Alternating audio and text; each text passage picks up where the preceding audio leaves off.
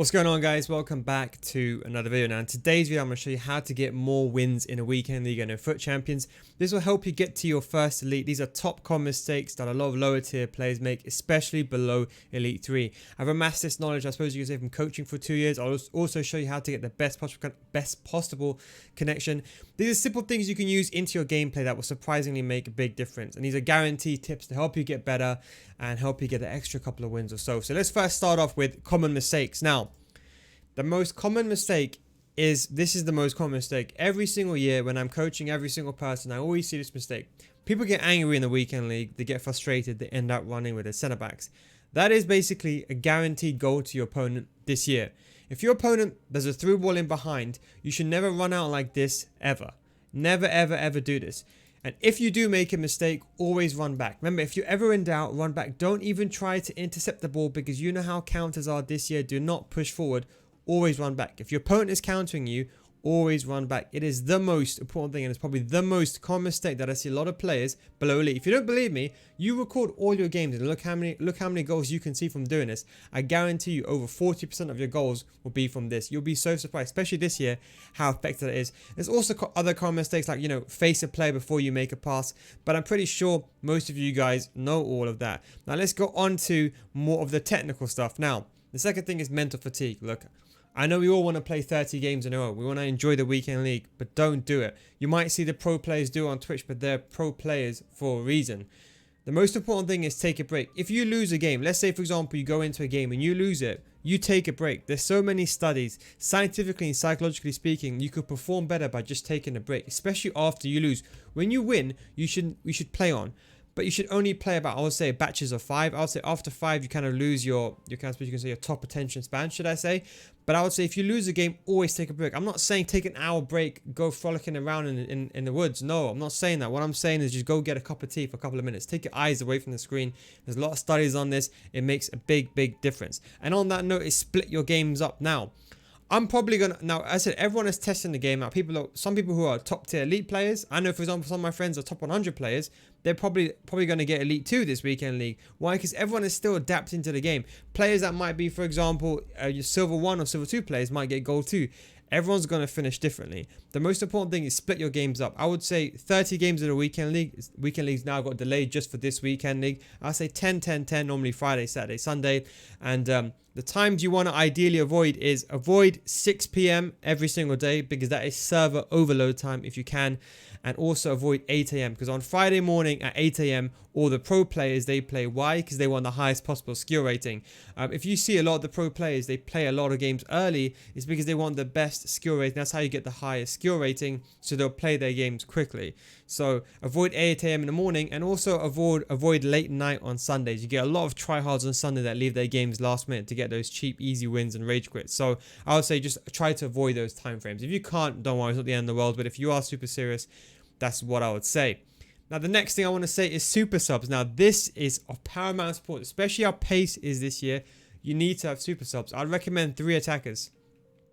Number 1, Quincy Promes. The guy cost 2k now, even less, 1k. Go get him. Look at those stats for a super sub. 90 sprint speed, 87 acceleration, 81 finishing. He's an amazing player. Make sure you get him in your team. That's number 1. Number 2, someone like a Kiempong. Kiempong is a good winger. Promes and Kiempong are 2 good players you can get. Again, good agility and balance. Decent. 3-star a week for the fortune, not the best, but I'll be honest, on the wing is not that bad. And the last player I wanted to get is Joseph Martinez. One of the best players in the game. I'll be honest, it's honestly a bit of a farce that some of these lower tier players on these off leagues are so good. But Joseph Martinez is a player you want to get. He's got naturally amazing good stuff. Quickly show you Joseph Martinez.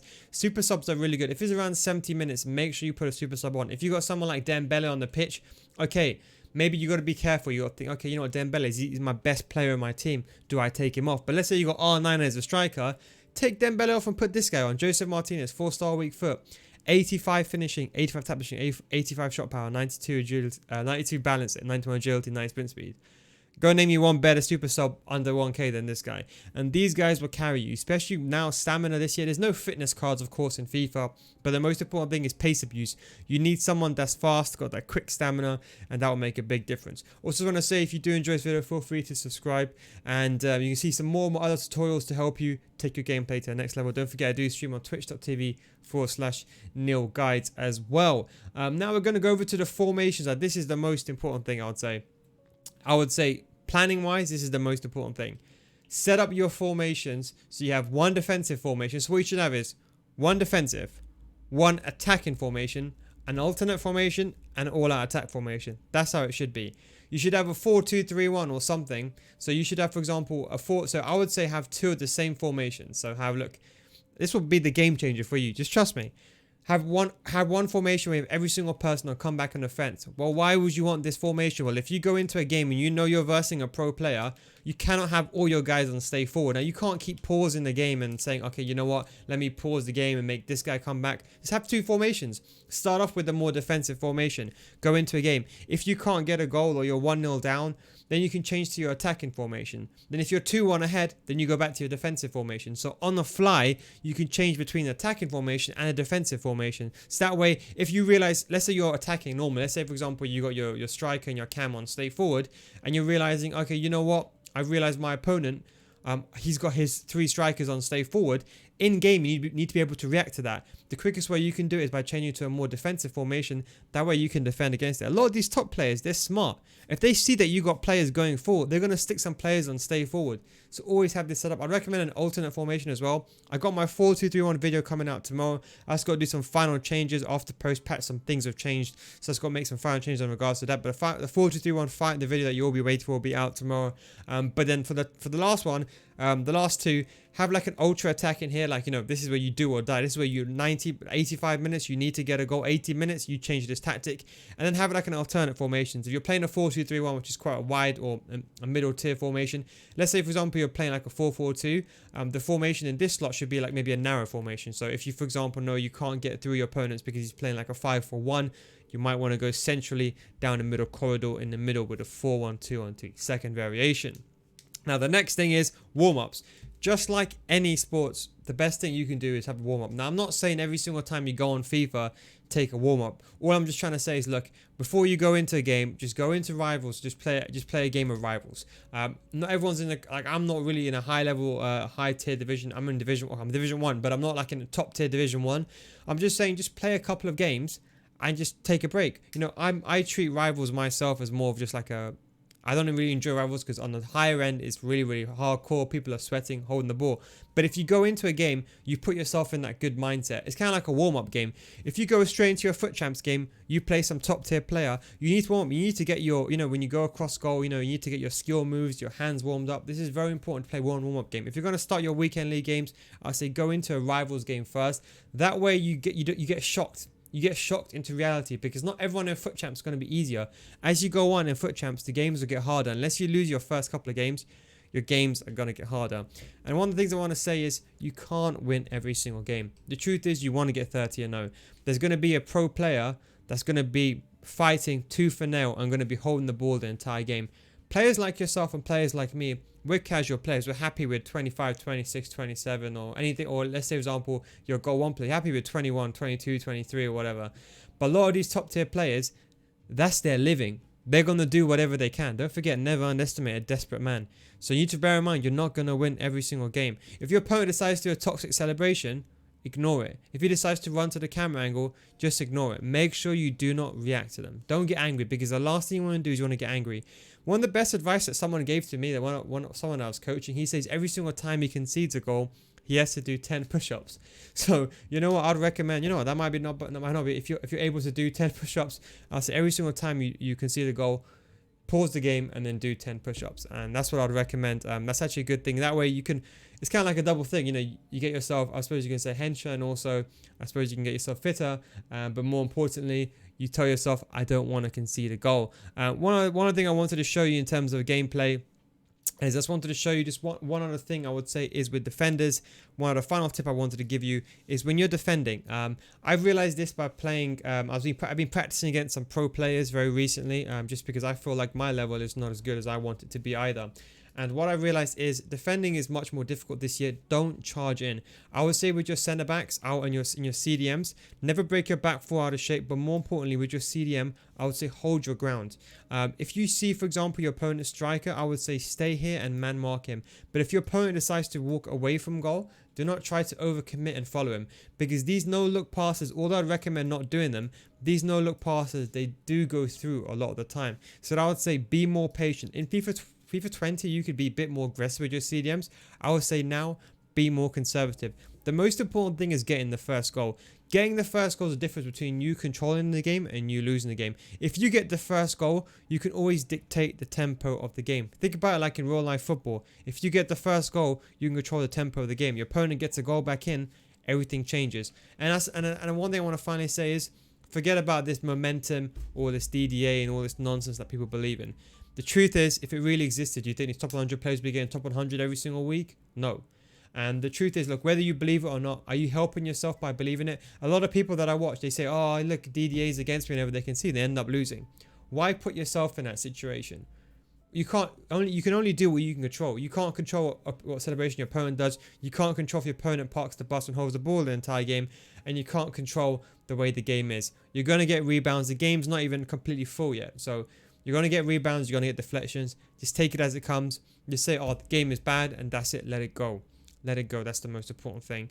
But anyway, guys, I hope you enjoyed this weekend league. Just a quick recap. As I said, don't run out with your centre backs. That will guarantee you get. I can guarantee I'll give you like 1 or 2 more extra wins. Don't do no look passes. Mental fatigue. Always take a break after you lose.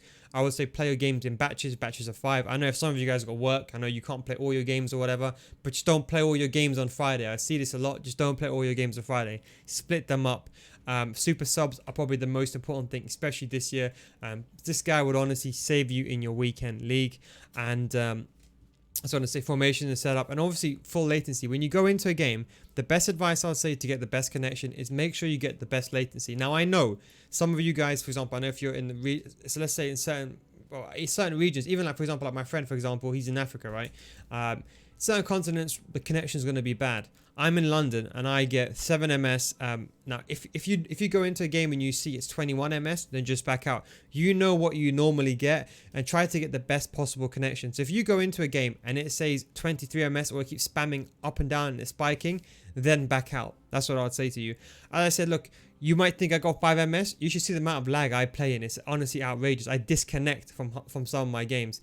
So just one thing is when you go into a game, if the lag spikes or your latency is changing, just try to get the highest possible latency. It's a simple tip.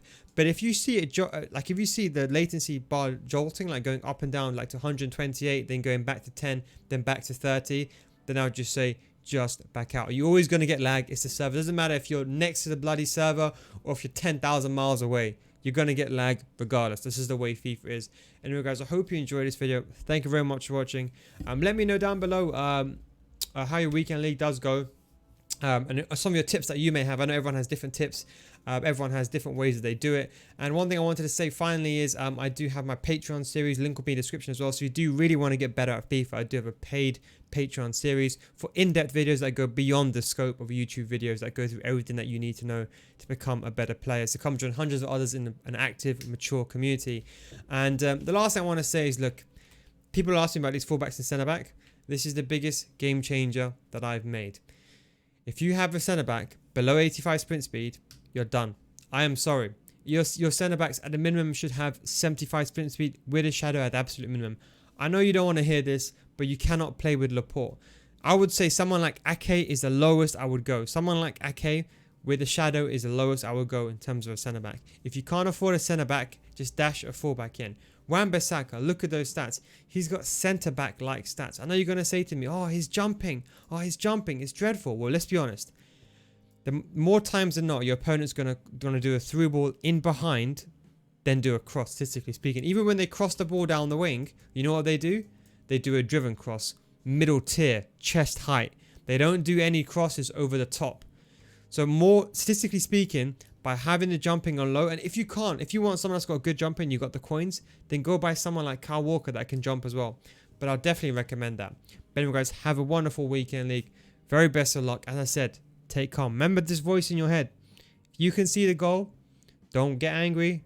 Drink a glass of water. If you celebrate, drink a glass of water, have a cup of tea, relax, enjoy FUT Champs. Whatever you get, don't worry. The most important thing is the road to improvement. The last thing you want to do is you want to get like Division 1 or like Gold 1, for example. Then you go to the Gold 3. That's the last thing you want to do.